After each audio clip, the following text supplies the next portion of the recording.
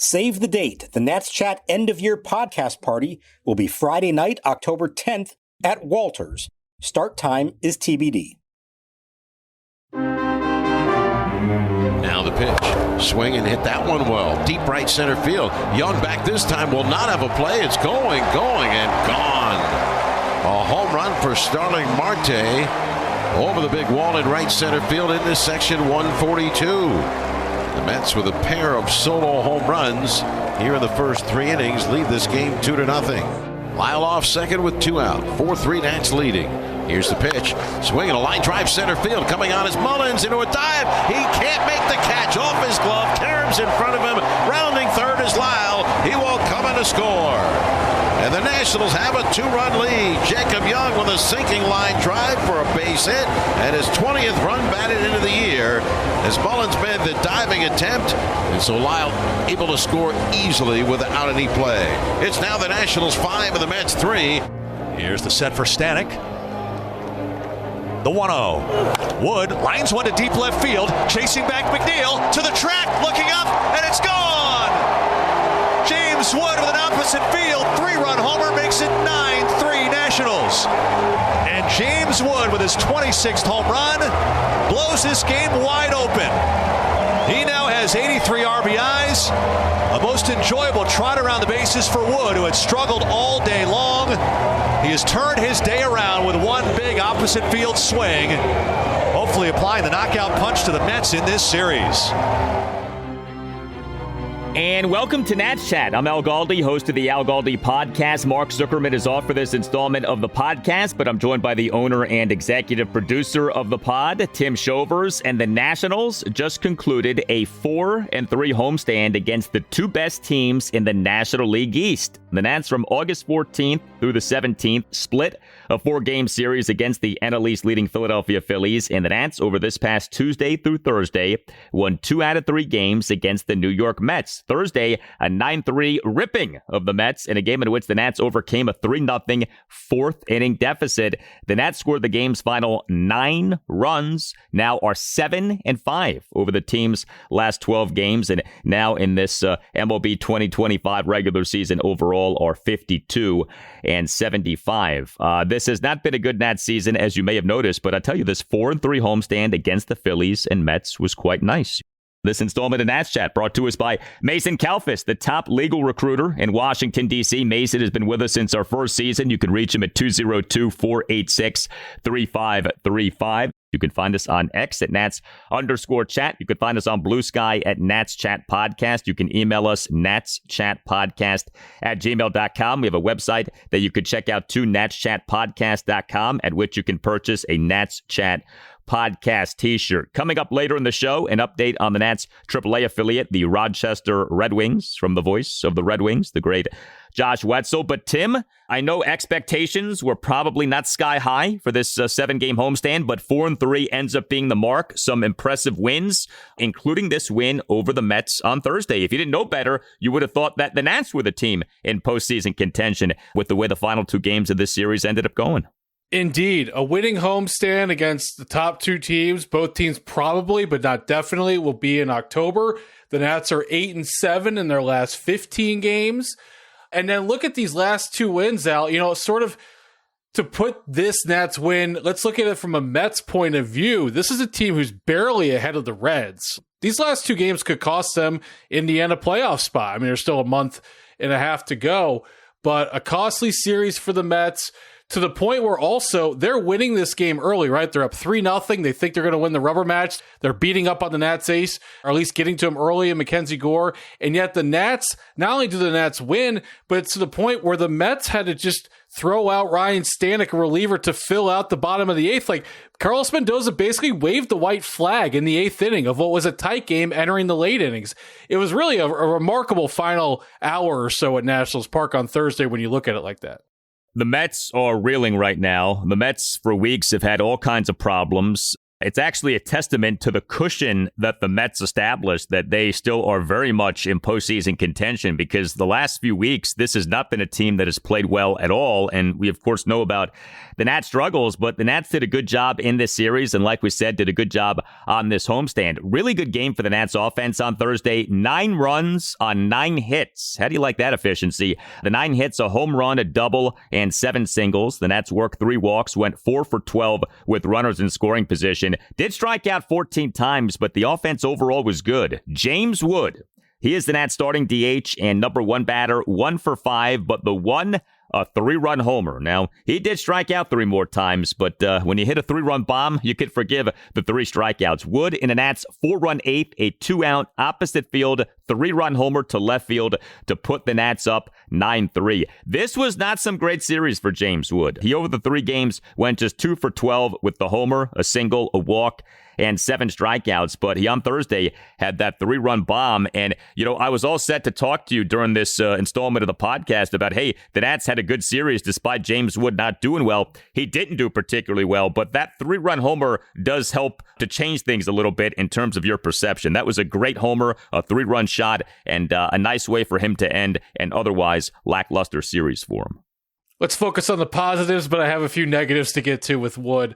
Yeah, hit a home run, took advantage of Stanek being in there, not a great pitcher, gets the bomb, just like we've seen so many sluggers like Kyle Schwarber get in the late innings against the Nationals the past few years.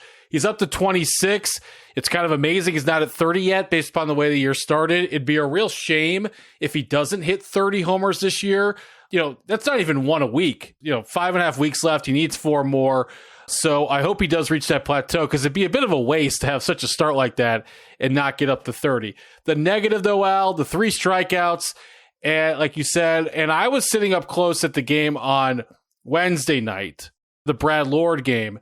So-and-so looks lost at the plate. That's like a cliche thing you hear, but I got to say, he looked lost. And I know he is a natural low-energy person, but he looks disinterested after he strikes out. I'm not saying he's disinterested. I know that he kind of gives off that perception whether or not he hits at 500 feet or 0 feet. But I got to say, in that moment, it wasn't great body language. The strikeouts have picked up, and, it's one thing when you're hitting homers and drawing walks. If you're striking out a lot, okay, I think you can accept that, especially given the current way that so many batters approach batting. But when you're slumping and you're striking out a lot, the strikeouts take on a bit of a different tenor. And we've had that with James Wood. Now, again, he hit the homer in this game. But the one thing that is still very much missing is the walk. Even with him hitting better overall over the last, 2 weeks or so, he's still not drawing walks. He was drawing walks at such a high rate earlier this season, and the walks have dried up while the strikeouts have picked up. And that's not good. That's a sign of a declining plate discipline. That's a sign of a guy chasing. That's a guy who is not reading the strike zone particularly well. Now, I don't expect this to continue. When you draw walks at the rate that Wood was drawing walks at the young age that Wood is, you can believe in the guy's plate discipline. But, when we talk about like the slump of James Wood, it wasn't just that he wasn't hitting homers. He has had a plate discipline slump where the walks have disappeared and the strikeouts have picked up. So I still think that's something that has to be fixed as this season goes on. But to see him hit that homer was great. An opposite field shot. So you talk about like vintage James Wood. That was on display right there. Brady House, he on Thursday started. Let me repeat that. Brady House, he on Thursday started. Just the 6th time in 10 games that Brady House started. We talked about this at length on the last installment of the podcast, the lack of playing time for Brady House here lately. I don't get it. I know a lot of you don't get it. Well, House on Thursday started, and he did quite well. He is the Nats starting third baseman, and number 8 batter went 3 for 4 with a double, an RBI single, and another single. House in the bottom of the third, a 1-out ground rule double to deep left field, despite having been down in the count at 1.02. And the ball got stuck in the top padding on the left field wall. This was not a ground rule double because the ball bounced over the outfield wall. This was a ground rule double because the ball literally got stuck in the outfield wall. That was pretty interesting. And House in that Nats 4-run 8th a one-out opposite field RBI single to right center field for a 6-3 Nats lead. Really good game for Brady House, who, yes, does need to get going offensively. That is true. His OPS since being promoted to the majors on June 16th is just .588, but good work by Brady House. Some very impressive plate appearances, and yeah, hopefully this does get him some more playing time. We'll see. The only thing better than the 3 hits today was that he was in the lineup. Glad to see it. I was right there with you last night, Al. He needs to play every single day, the rest of the way. And if he needs a day off, it better be because he's hurt or he really, really needs a day. So I was glad to see this. If Paul DeJong wants to get in the lineup, there's other spots in the infield. And I'm glad that Miguel Cairo listens to Nat Chat podcast and responded to this and put House in the lineup. Hey, I like a lot of things about Miguel Cairo. I think he's a good guy. He seems to be well-liked. I just think he's been misguided with this Brady House thing. He has talked about how he wants to get House favorable matchups. I understand that. I do. And like I said, House has not been particularly productive offensively, but he's so young. He's just getting going. Just put him out there. Set it and forget it, and let's see what he can do. And what he did on Thursday was great.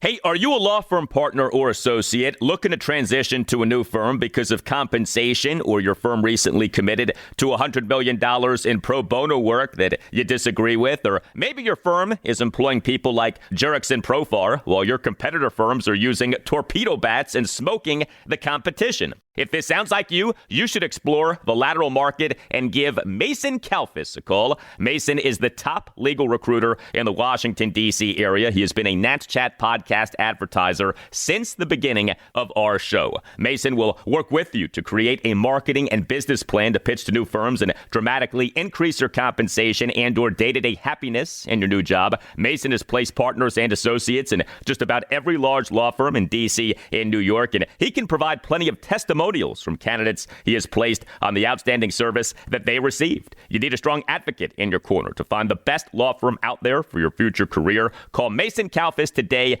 202-486-3535.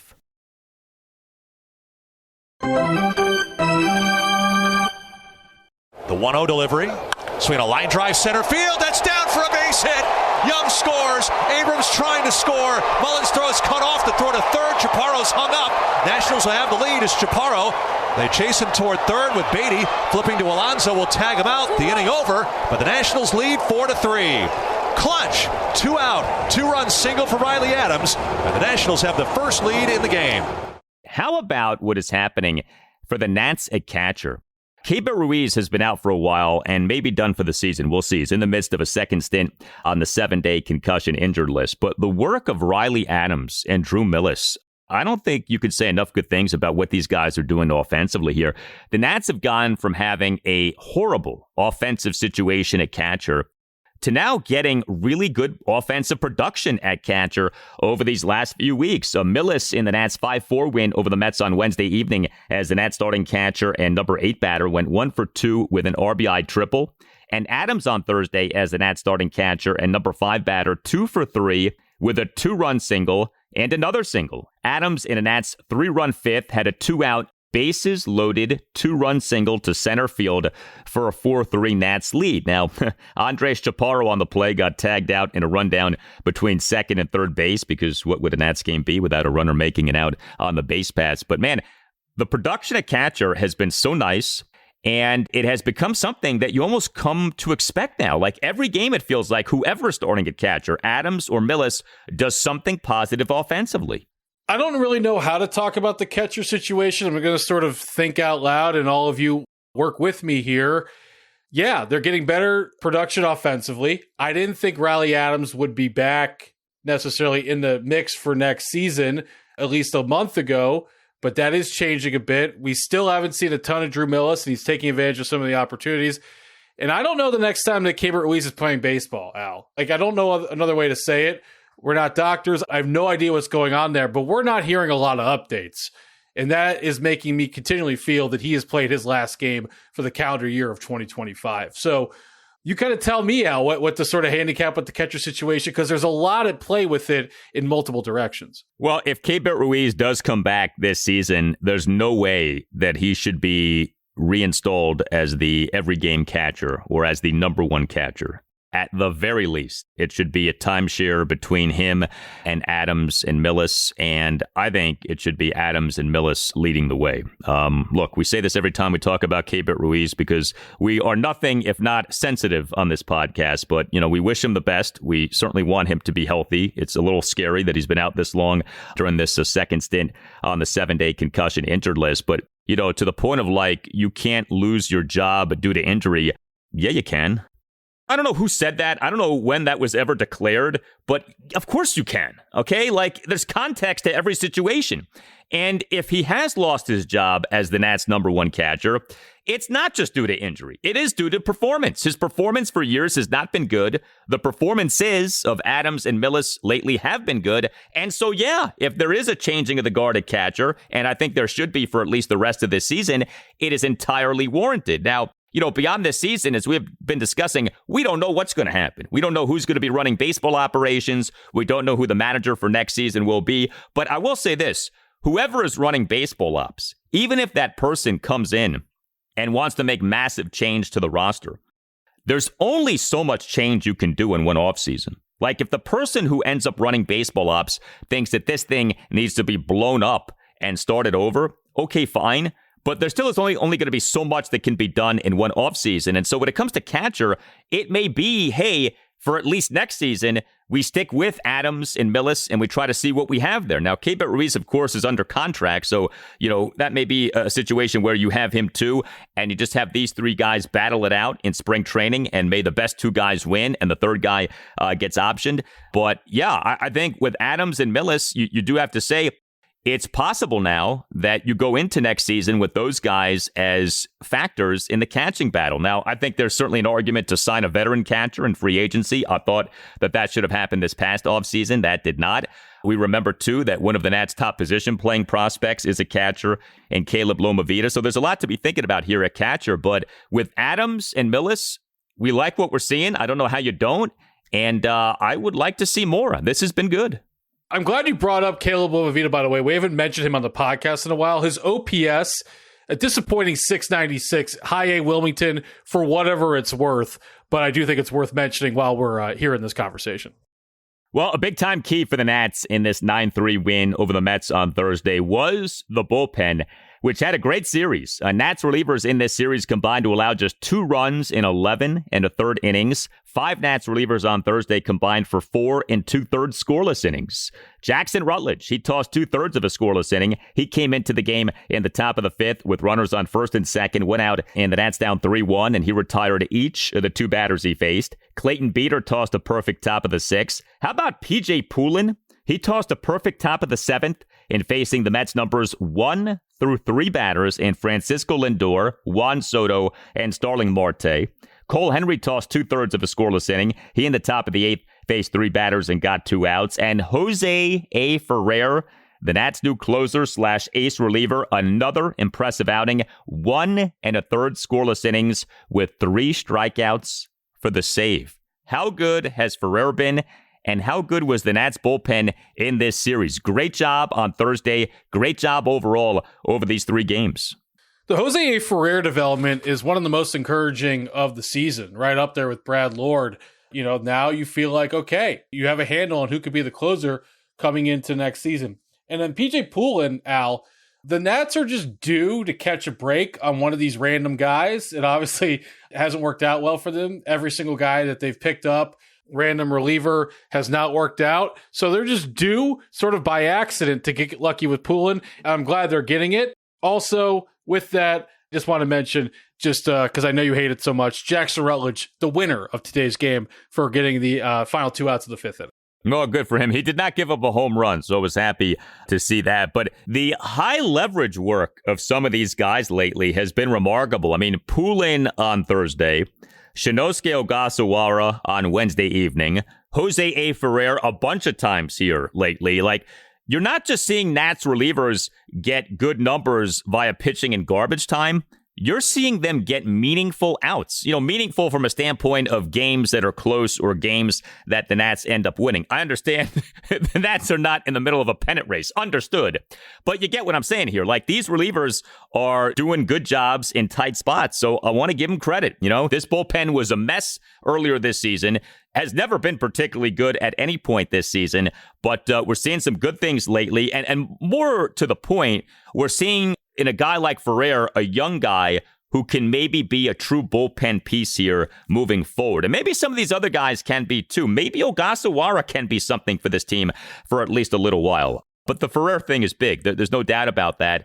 It's just a question of he's got to keep doing this, right? And we know how relievers are. They're year to year. So even if he does really well this year, there still is a next year to be had. But so encouraging to see him doing this. You got to think that his confidence is increasing. And the thing that had been the case with Ferrer, that he's up and down, that he's Jekyll and Hyde. I can't remember who's the good guy, who's the bad guy, Jekyll or Hyde, but it's been the good guy. Like, that's what we've seen from Ferrer here. He's been basically all good since he was promoted to being the closer / ace reliever. I don't think we could say enough good things about the job that he has done. He's really embraced this role, and he's thriving in that role. I think Dr. Jekyll was the normal guy, and then Mr. Hyde became his creation. I think that's how it shook out. I think you're right. Although to me, Jekyll always sounded like the bad guy name, and Hyde sounds like the more mundane name. So I that's why I always would get confused by that, because I'm like, Hyde sounds like the good guy, Jekyll sounds like the monster. But I think you're right. I think it is the opposite way. We can Google that after the show. Hey, it's Al Galdi for Window Nation. Labor Day is coming. Summer is winding down in the Washington, D.C. area. Your air conditioning is working overtime, just trying to keep your house and you cool and comfortable. What can you do to make a difference? Well, you can replace your old or builder-grade windows with windows from Window Nation. Call 866-90NATION or visit windownation.com and tell Window Nation that you want the following deal that you're about to hear about here on the Nats Chat podcast. This month only, you can schedule a consult and get 50% off all window styles. Plus, you could even get your windows with 0 down, 0 payments, and 0 interest for 2 years. 866-90NATION or windownation.com. Tell Window Nation that Al Galdi from the Nats Chat podcast sent you. The 2-0 pitch to Lindor. Cracked in the air, deep left field. Way back it goes, and the Mets lead 1-0. A line drive, leadoff homer into section 105, about 4 rows deep, and 3 pitches in. It's 1-0 Mets. Lindor with home run number 25, and another leadoff homer for Lindor. 10th of his career as a Met. MacKenzie Gore, he now, for this regular season, has an ERA that is back above 4. This was the negative from this win over the Mets on Thursday. MacKenzie Gore struggling for a 5th time in 7 starts. Although you can frame that as, hey, the Nats beat the Mets, even though the Nats' number 1 starting pitcher did not do well. And Gore did not do well. He allowed 3 runs in 4 1/3 innings. He gave up 6 hits, which were 2 home runs and 4 singles. He issued 4 walks. He did record 5 strikeouts, but he threw a lot of pitches. He over his mere 4 1/3 innings threw 94 pitches, 57 strikes, 37 balls. Gore in the top of the first gave up a leadoff homer by Francisco Lindor to left field. Gore in the top of the third gave up a 2-out opposite field solo homer by Starling Marte to right center field for a 2-0 Mets lead. The homer went a projected 413 feet per StatCast. This, in a lot of ways, was the worst of MacKenzie Gore. Pitch inefficiency, issuing walks, giving up homers. This was not a quick game, and a lot of that was due to MacKenzie Gore. This was a laborious outing for him, and I'm not sure what to make of where he's at now. He had that 4-start slump. Then in each of the next 2 starts, he was good. We thought he was back on track. And then we saw what we saw on Thursday. And so you take a step back now. Like I said, he now has struggled in 5 of his last 7 starts. Yeah, I think that's who he is right now. Like, I'm not saying big picture, but for the rest of this season, I think we're going to have a few more of these clunkers or close to clunkers. The only good thing about today's outing was that it wasn't 6 or 7 runs, and it kept the Nats in it, and they were able to mount a comeback. He goes backwards in terms of if you want him to get under the ERA of 4, that threshold. He went from 4.04 to 4.11. That is a big thing to monitor with him in September. And the other thing, Al, in September, with accolades is that Gore is now at 170 strikeouts. So he needs 30 more to hit the 200K plateau. Earlier this summer, it looked like he was a shoo-in to get to 200. Now, it could be close. We'll see. He could really use a 9 or 10 strikeout outing to get closer there. But why I bring this up is he had 181 strikeouts last year. And it's the most of this decade thus far for any Nationals pitcher. But this statistic, to me, of all the things of on the field, when you compare 2019 to the last few years that we've had, the last time the Nats had a pitcher who threw 200-plus K strikeouts was, of course, in 2019. And it was not one, but 3 starting pitchers that did that, and they haven't had anyone since. I'm guessing if you're listening to this podcast, you know which 3 pitchers it was back in 2019. Would be great to see Gore to get to that level, but I think more so, I just want to see him pitch better. Like, he is not looking like the pitcher he was before the All-Star break. It's such a bizarre deal. These struggles coincide with the All-Star break and the All-Star game in which he pitched well. But he's since that game, and I'm not saying that there's any causation here. It's just more of a correlation type thing. But he since the All-Star game has been in this rut, and he's only had 2 starts that you could call truly good starts since that All-Star game. 26 starts now for the regular season. ERA 4.11, whip of 1.35. But the Nats did win this game and did have this 4-3 homestand. And I Googled it while you were talking. Yes, Dr. Jekyll was the good guy. Edward Hyde was the bad guy. Who'd have thunk it that a guy with the last name of Hyde was a bad guy? Like I said, that sounds like a good guy name to me. Anyway, we'll have to work on that. Next up for the Nats is a 3-game series at one of the teams who the Nats had some success against during this homestand, the Philadelphia Phillies. 3-game set. Game 1 Friday evening at 6:45. Cade Cavalli will be the Nats starting pitcher. Game 2 Saturday evening at 6:05. Mitchell Parker will be the Nats starting pitcher. Game 3 Sunday afternoon at 1:35. Jake Irvin will be the Nats starting pitcher. So here we go. I'm excited to see Cade Cavalli. He's been doing well. But yeah, Mitchell Parker on Saturday evening at the Phillies. Jake Irvin on Sunday afternoon at the Phillies. Parker and Irvin are reeling right now. It's a little concerning to think about what could happen for those 2 guys at Citizens Bank Park against that Phillies lineup. We'll see. Perhaps Parker and Irvin rise to the occasion. Hopefully they do. But that is not exactly an ideal spot to be in for those guys, given where they are right now in their seasons. Kyle Schwarber has 45 home runs. Is he going to end the weekend at 48? Could he even hit 50? If I'm Kyle Schwarber, I'm getting ready. The Cavalli thing, really excited to see how he goes against the Phillies, 2 straight outings. But then you get to this part of the rotation with Parker and Irvin, and it feels like it's 2 straight days of non-competitive baseball.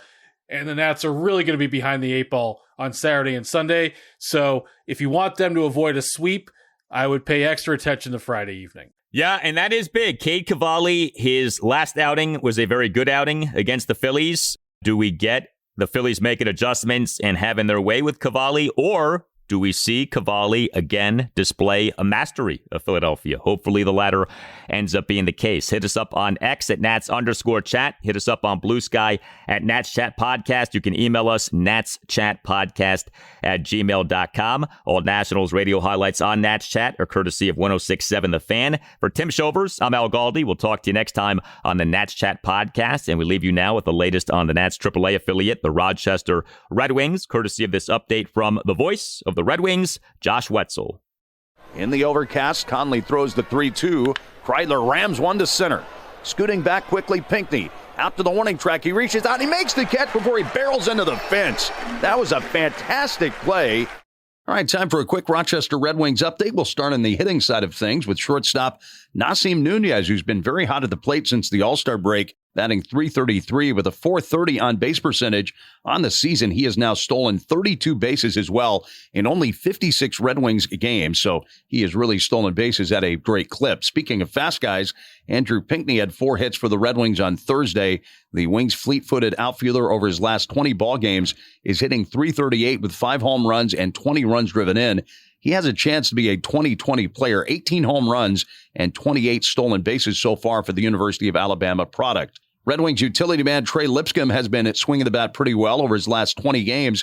He's hitting .286 with 3 homers, 10 doubles, and 17 runs driven in. Now, he has not drawn a walk over his last 22 games. Been racking up a lot of doubles, 16 of them in the second half of the season. That is the most in that time span in the International League. And recent acquisition Christian Franklin, who came over from the Cubs in the Michael Soroka deal, has hit .300 with 2 homers and 11 driven in his 15 games with Rochester so far.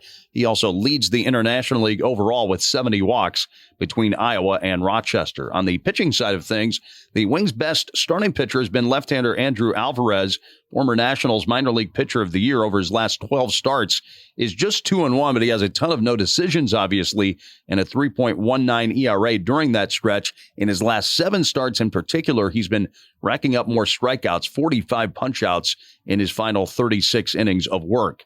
Recent acquisition, Julian Fernandez, who was picked up off waivers from the Dodgers, had a little bit of a bumpy debut for the Red Wings on Wednesday night, working 1 inning, gave up 3 runs on a homer, 4 hits overall allowed by Fernandez. He was really throwing hard with a fastball around 98 miles an hour to go along with a changeup at about 85 miles an hour.